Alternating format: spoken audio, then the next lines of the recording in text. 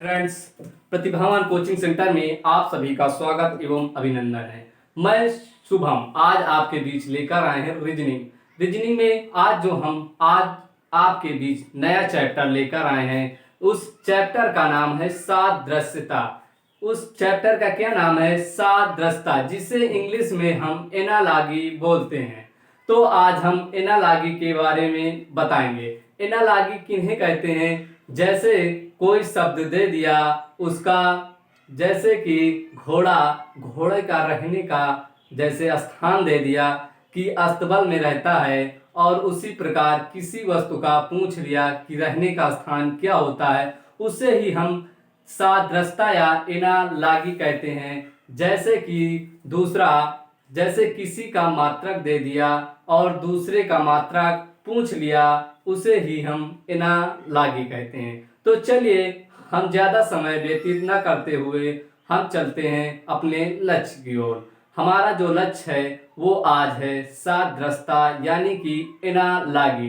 तो पहले हम बताएंगे उनके बारे में, जैसे देश और उनकी राजधानी, देश और उनकी मुद्राएं, इसी तरह मात्रक और उनकी यही सब आज हम आपको बताएंगे। तो चलिए हम चलते हैं। जैसे देश और राजधानी, जैसे जापान की राजधानी क्या होती है? टोक्यो। जापान की राजधानी टोक्यो। और जैसे पूछा आपसे पुर्तगाल की राजधानी क्या होगी, तो उसमें जापान की राजधानी दे दिया, पुर्तगाल की पूछ लिया, तो पुर्तगाल को आपको ज्ञात करना, उसे ही एनालॉजी कहते हैं। यानी पुर्तगाल की राजधानी लिस्बन, और फिर आया अर्जेंटीना की राजधानी ब्यूनस आयर्स। और जो भारत की राजधानी है वो नई दिल्ली है। और कीनिया, फिर क्या कहा? कीनिया की जो राजधानी है वो नैरोबी है। कीनिया की राजधानी नैरोबी। और फ्रांस की राजधानी आपका पेरिस है। फ्रांस की राजधानी पेरिस। और फिर आगे दिया अमेरिका, जो अमेरिका की राजधानी होगी वाशिंगटन डीसी होगी। क्या होगी? Washington DC. उसी प्रकार बांग्लादेश की राजधानी आपका जो होगा वो ढाका होगा। क्या होगा? ढाका। उसी प्रकार श्रीलंका की जो राजधानी होगी कोलंबो या जयवर्धनपुरम कोट्टे होगी।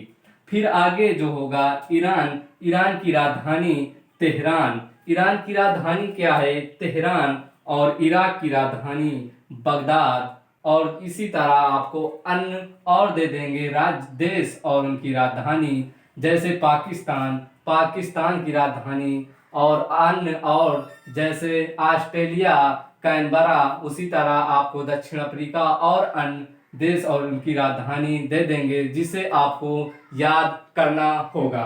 तो चलिए हम आगे बढ़ते हैं। अब आपको जो बताएंगे शब्द और समानार्थी शब्द। क्या बताएंगे? शब्द और समानार्थी शब्द। जो शब्द और समानार्थी शब्द किसे कहते हैं? जो एक शब्द होता है उसी का दूसरा रूप ही समानार्थी शब्द कहलाता है। तो चलिए, जैसे अनुमान का जो दूसरा रूप होगा वो क्या होगा? कल्पना। उसे ही समानार्थी शब्द कहते हैं। फिर अमृत का जो समानार्थी समान शब्द होगा वो मधु होगा। क्या होगा? मधु। फिर अनबन, यानी अनबन का जो समानार्थी शब्द होगा वो खटपट होगा। उसी तरह अजनबी का जो वो होगा यानी समानार्थी शब्द वो अपरिचित होगा। क्या होगा? अपरिचित। उसी तरह फिर उहापोह की जो समानार्थी शब्द होगा वो हमारा असमंजस होगा। क्या होगा? असमंजस। फिर उसी प्रकार ईर्ष्या का जो दूसरा रूप होगा वो दोष, यानी ईर्ष्या का जो समानार्थी यानी समान शब्द होगा वो दोष होगा।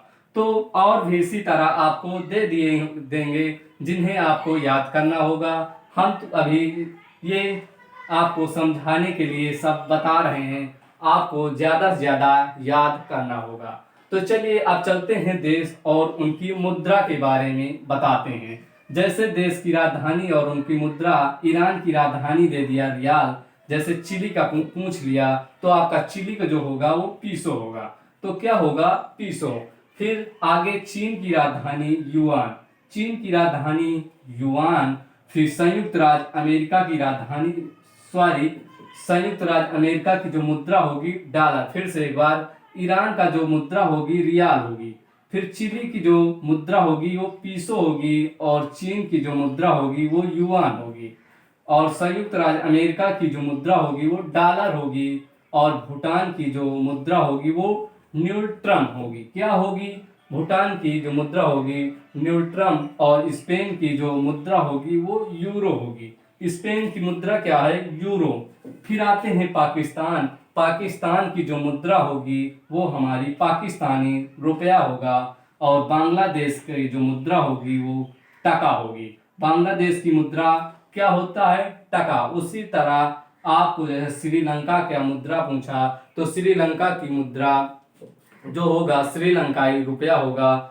ईरान की जैसे पूछ लिया थे, और इराक की पूछ लिया। इसी तरह अन्य मुद्राएं आपसे पूछ लिया, जैसे दक्षिण अफ्रीका, जैसे आपसे अमेरिका, और इसी तरह आपसे पूछ लेंगे, जिसे आपको याद करना होगा। जितना ही आप याद करेंगे उस जितना याद करेंगे आपको सादरस्ता यानी एनालॉजी करने में आसानी हो जाएगी। तो आगे हम बात करते हैं वस्तु या स्थान, और उनके रहने के स्थान के बारे में हम आपको बताते हैं। जैसे जानवर का जो रहने का स्थान होता है वो चिड़ियाघर होता है। क्या होता है? जानवर का रहने का स्थान हमारा चिड़ियाघर हुआ। और जो हवाई जहाज है उनके जो रहने का स्थान होता है उन्हें हम जो कहते हैं हैंगर।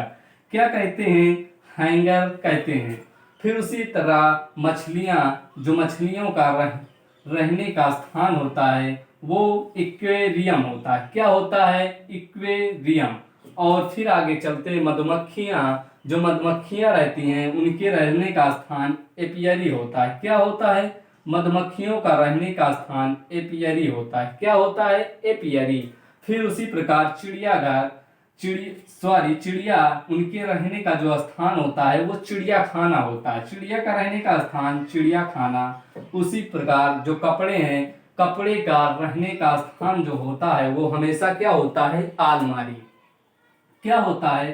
कपड़े का रहने का स्थान अलमारी होता है। और फिर आगे घोड़ा जो हमेशा रहता है कहाँ होता है? अस्तबल में। घोड़ा का रहने का स्थान वो अस्तबल होगा। उसी प्रकार शेर का रहने का स्थान मांद होता है। उसी तरह और भी आपको शब्द दे देंगे और उनके रहने का स्थान आपसे पूछ सकते हैं, तो आपको उसमें भी थोड़ा बारी और याद करना होगा। तो आगे हम चलते हैं इकाई और उनके मात्रक के बारे में।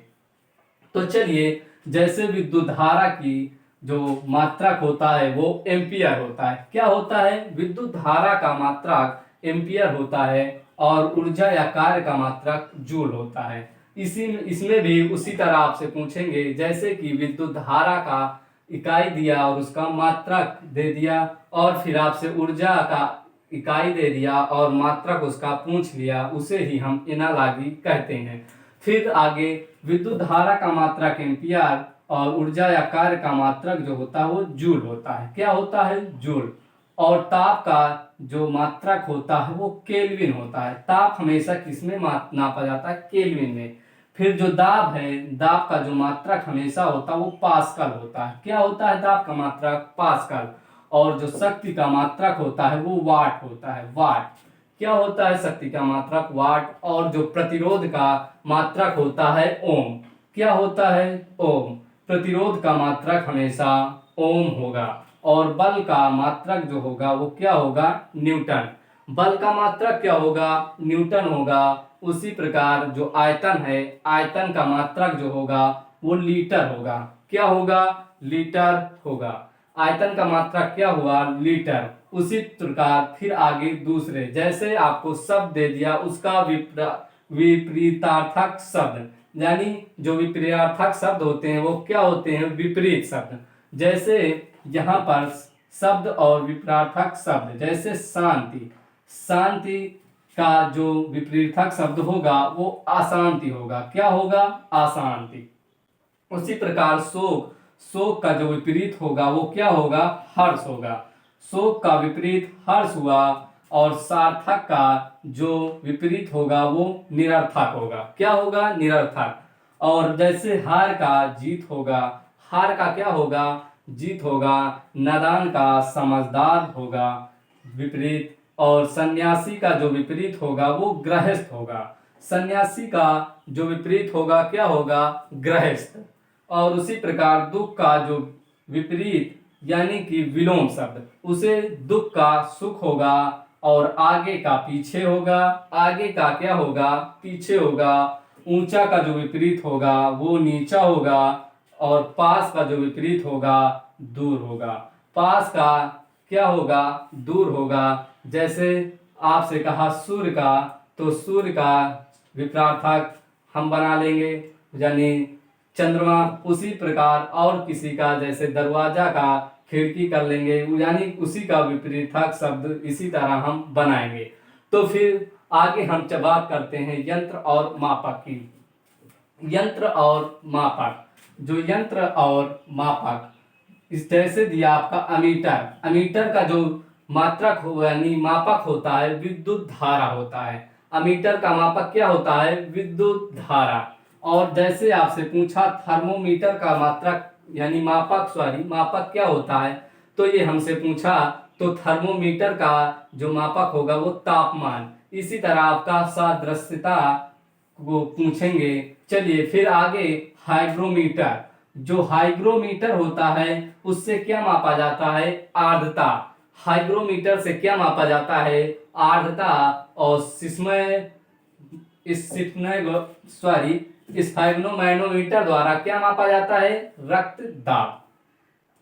इस मैनोमीटर द्वारा रक्तदाब मापते हैं। फिर उसी तरह सिस्मोग्राफ द्वारा भूकंप की तीव्रता मापते हैं। सिस्मोग्राफ द्वारा क्या मापते हैं, भूकंप की तीव्रता। और ओडोमीटर जो मापा जाता है उससे वाहन द्वारा चली गई दूरी हम मापते हैं। क्या मापते हैं, ओडोमीटर द्वारा वाहन द्वारा चली गई दूरी। ये रहे आपके यानी एनालॉजी या सादृश्यता, ये हमारे द्वारा समझाने का नया ट्रिक। आज चलिए आगे हम आपको कुछ और बताते हैं। पहले आप इसका एक बार स्क्रीनशॉट ले लीजिए। चलिए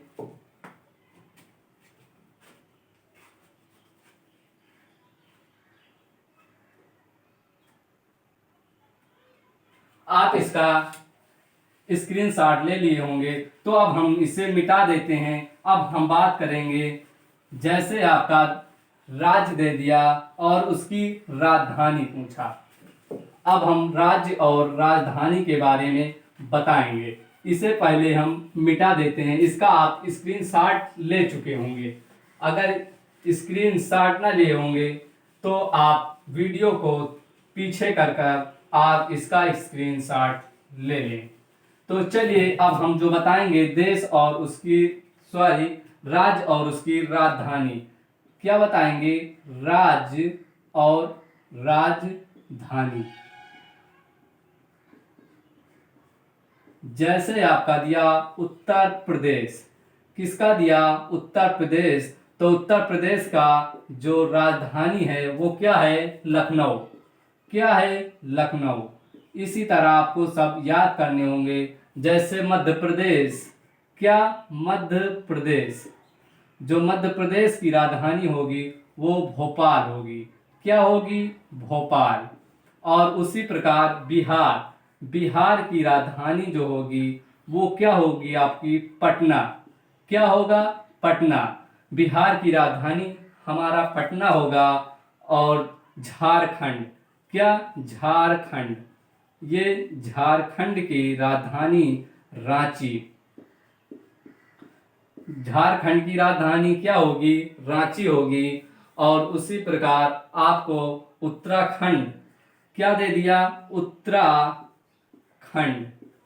जो उत्तराखंड है, उत्तराखंड की जो राजधानी होगी वो क्या होगी, देहरादून। उत्तराखंड की राजधानी हमारी देहरादून होगी। जैसे दिल्ली का दे दिया, दिल्ली तो राजधानी है, दिल्ली की राजधानी जो हो दिल्ली है क्योंकि वो केंद्र शासित प्रदेश है। तो उसी प्रकार आगे जैसे दे दिया आपको, यानी कि राजधानी आपको यानी कि राज्य और राजधानी आपको याद करना होगा। जैसे कि आप झारखंड का लिख ही चुके हैं, उत्तराखंड का भी लिख चुके हैं, बिहार की राजधानी लिख चुके हैं, मध्य प्रदेश की राजधानी, उत्तर प्रदेश की राजधानी, ये सब आप लिख चुके हैं। जैसे पंजाब की राजधानी कहा, पंजाब, तो पंजाब की राजधानी चंडीगढ़ क्या होगी? चंडीगढ़ होगी। क्या होगी? चंडीगढ़ होगी। उसी तरह आपको और भी राज्य और उनकी राजधानी याद करना होगा। जितना ही आप इसे याद कर लेंगे, उस जितना याद करेंगे आपको स्रदस्ता यानी एनालॉजी करने में आसानी हो जाएगी। तो चलिए आज की क्लास यहीं तक रखते हैं दोस्तों। जो हम आगे लेकर आएंगे वो हमारे क्वेश्चन होंगे। जो क्वेश्चन होंगे इसी पर आधारित क्वेश्चन होंगे। जय हिंद, जय भारत।